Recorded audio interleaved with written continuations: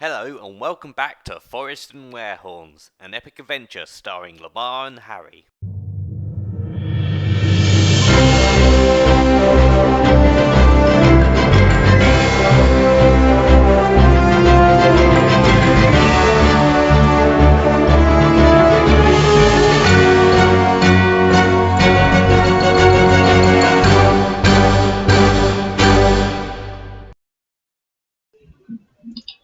Hello.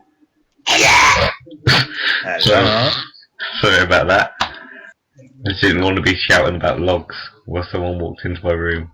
Can't understand why you wouldn't. Hey, so, I didn't quite catch. Did you say that your strength potion is worn out? Yeah, and you come back to a scene that sort of resembles Wizard of Oz, with just 2 feet sticking out, with a house-shaped rock boulder on top of him. What? What? What, you said it got a rock on top of him? Yeah. Yeah, he picked up this rock to throw it at me, but the potion wore off and it fell on him. Oh, okay. That makes sense. So what I will do is I will search the ground for a reasonable-sized branch. Oh, well, he's got a branch laying next to him. It's his stick. Oh yeah, I will pick up the stick, which magically didn't manage to get lost in the current whilst he was fighting for his life. It was tied to him. Yeah, he's like tied the rope to his ankle and the rope to the branch as well. Because the branch is just as important as his life. So I will pick up the branch, find a nearby rock, and place the branch between the boulder and the rock and start to lever this boulder off of the dwarf. Okay. We'll say that after it takes quite a while. It's sort of like quite a heavy boulder. But you manage to free your not quite friend. My acquaintance. Yeah. You hear a boom as one of the firecrackers goes off. Good to know you appreciate my help. He comes out and he's like, his face is all covered in like smoke and soot. It's over his arms. And they've got like smoke ebbing from his head. He looks furious. I can't remember what happened, but I'm angry for some reason. Well, that was probably the man that just arrived and slapped you in your face and ran off. How dare he! Now, how are we going to get over this river? I've got a rope in it somewhere. We just came from the other side of the river. Where's me rope gone? It drifted down the river with a log. Whatever. Yeah, let's just forget about your rope. I've still got my rope because I'm sensible. So it will be fine. Right. Well, at the other side of this river, so it's not quite far to actually reach your destination. Remember, you're searching for the sword of jellybean, and you also have this like one invitation that miraculously has managed to not get wet during the cross against the river. That's in Because the dwarf was holding it in the head of this wolf, along with apparently everything else. Oh, I thought it was in your possession. I can't remember who picked it up. Yeah, it probably was in my possession. I seem to be the most responsible one here. But you approach this grand, giant mansion of a house that stands before you. There's like a broken stone pathway leading up to its magnificent double doors. There's multiple windows. That must be 5-6 foot. It's giant. I know, it's fucking massive. Most of the windows seem to have the curtains drawn, but you can see some sort of light source from a few of the windows. The garden has like a few creepy statues scattered around, large troll-like figures with giant fists and long teeth. A lot of detail carved into them. So there's probably different ways you approach this house. Perhaps you could try and find an entrance or just like knock on the door, see who answers. Yeah, what would you like to do? Well, I'm thinking as we're going to go into this house that we haven't really been invited to and steal a load of shit. The best idea probably isn't to just walk up to the door and say, "Hi, how are you doing? Can we come in?" So you don't want to take advantage of the invitation you have. But surely it's got someone else's name on it. It's no one in particular, but yeah, I think it's probably best because it's only like one person, so it only really work for. Yeah. Well, we could always have one person go in the front door and the other person try and enter a different way, sneakily. Ooh.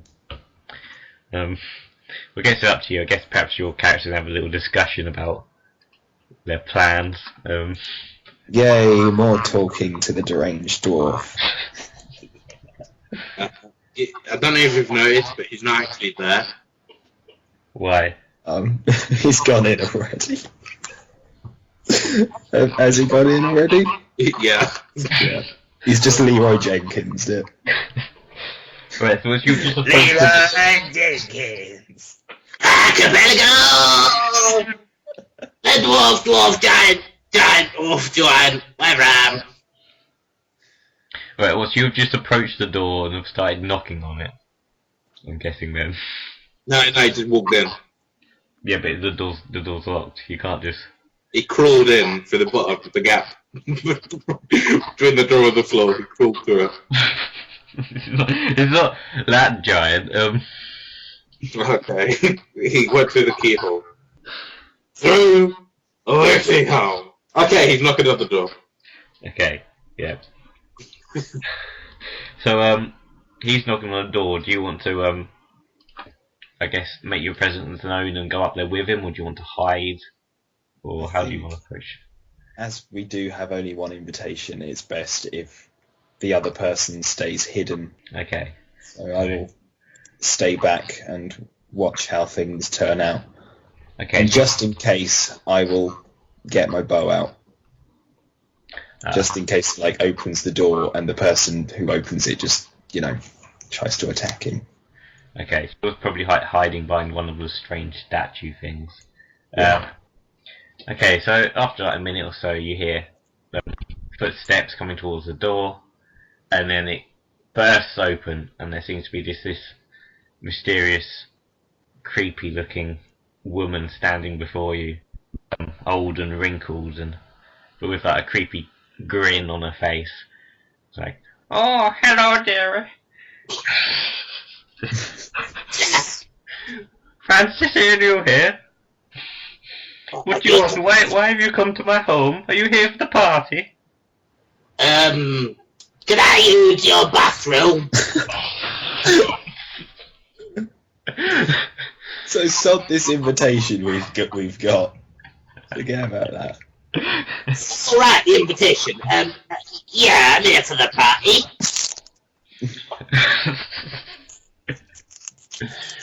Just you alone, is it? Yeah, I've got my costume on, my wolf costume. Thank God for that. I thought he was just going to go, "No, there's a man standing back there behind that statue." Don't you dare. I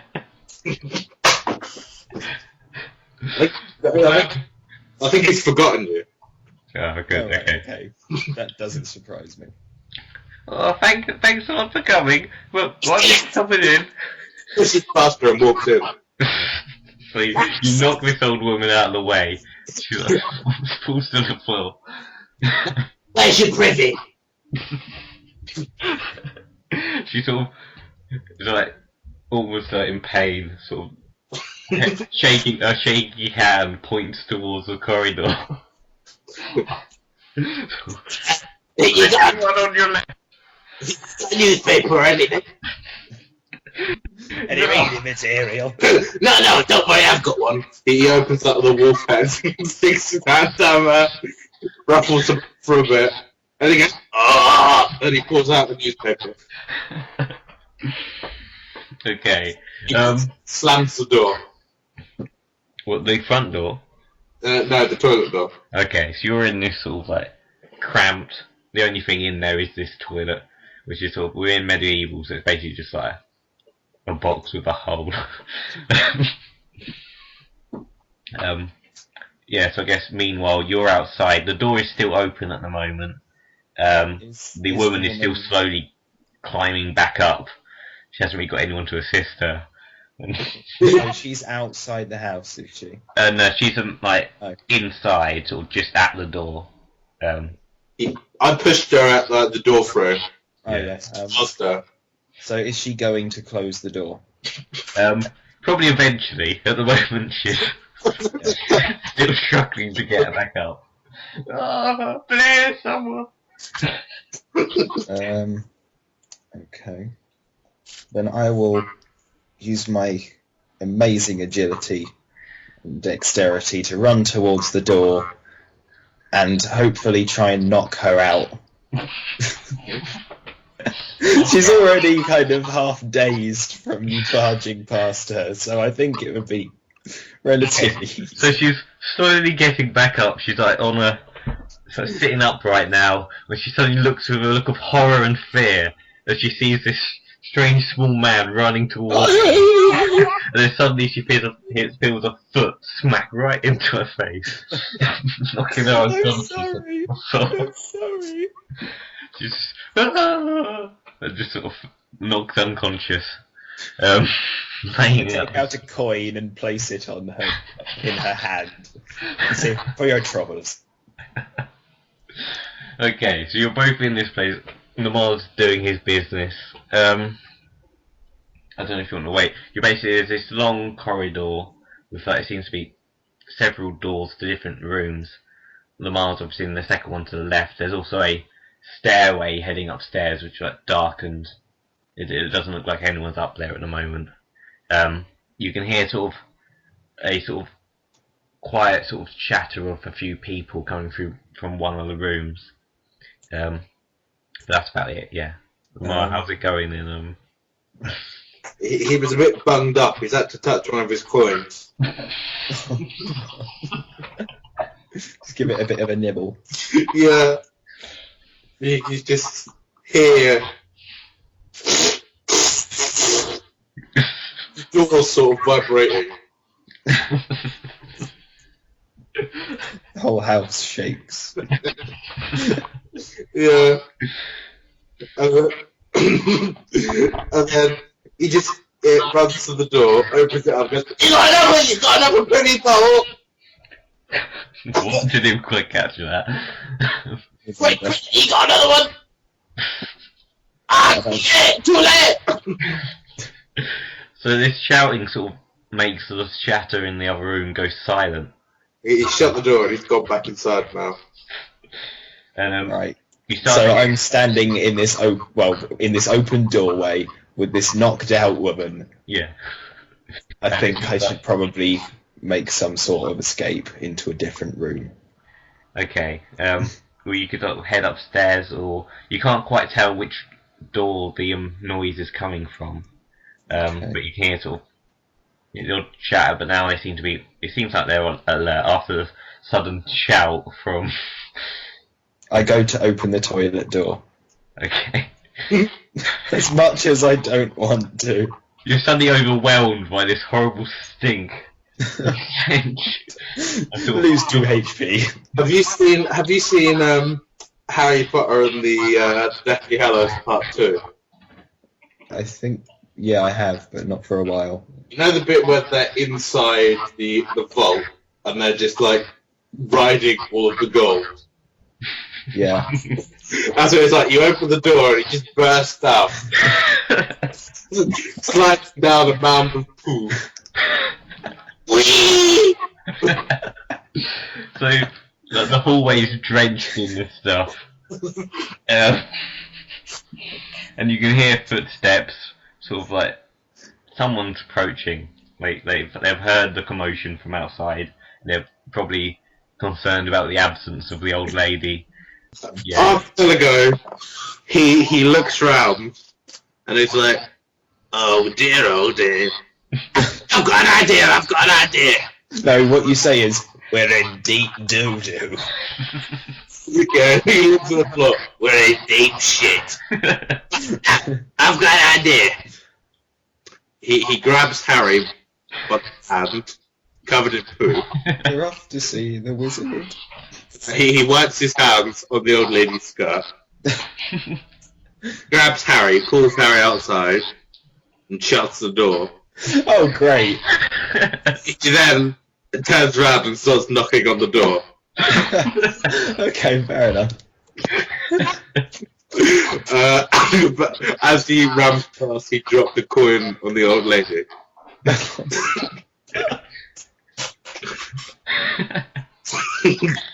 So she can hear some commotion inside as someone's obviously arrived to the scene, and it's looked like, of course, the old woman's been like, perhaps had a bad day.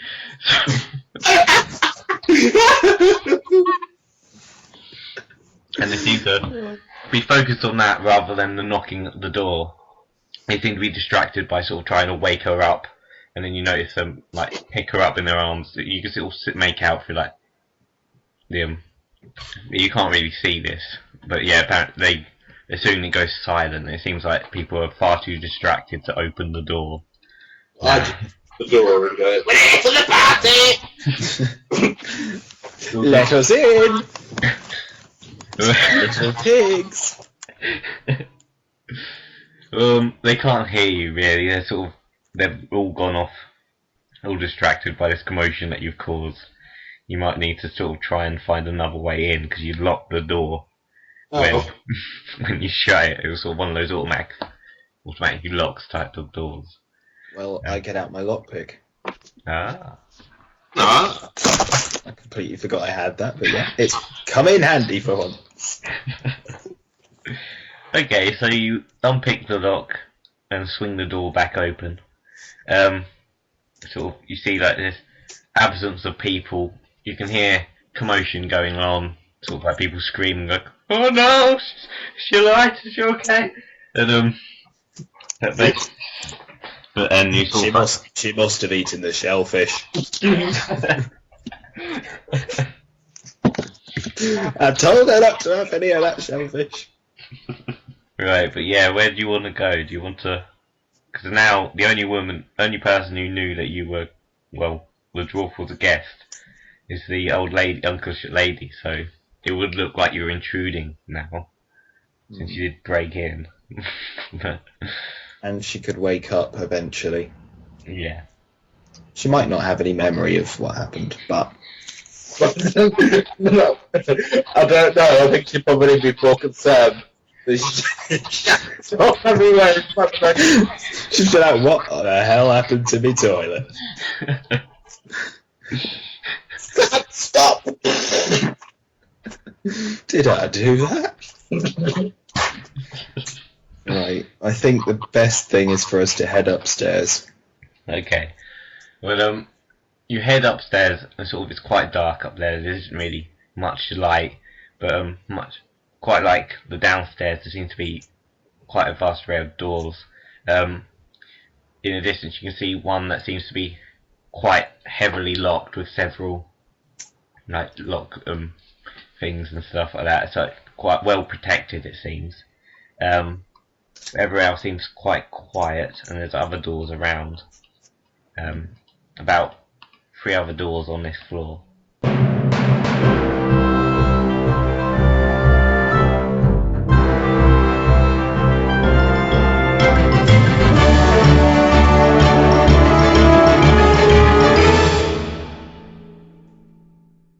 Unfortunately, for some strange reason, the recording stopped without any warning.